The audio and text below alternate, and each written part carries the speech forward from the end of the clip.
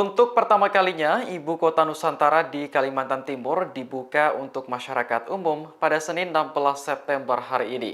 Bertepatan dengan libur Maulid Nabi, kawasan IKN ramai dikunjungi warga lokal hingga turis. Video yang dibagikan akun Instagram resmi IKN memperlihatkan sejumlah warga turun dari bus untuk melihat wajah baru Ibu Kota Negara.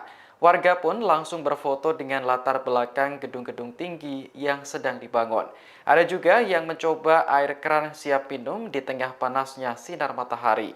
Mengutip laporan Kompas.com, warga yang datang ke IKN berasal dari berbagai daerah, mulai dari Balikpapan, Banjarmasin, Jakarta, hingga sepasang turis dari Jerman. Dalam satu hari dibatasi hanya 300 pengunjung yang bisa memasuki kawasan IKN.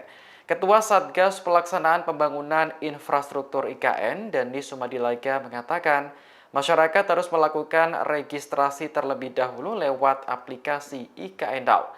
Nantinya, IKN akan dibuka setiap hari untuk masyarakat mulai pukul 9 hingga pukul 17 waktu Indonesia Tengah.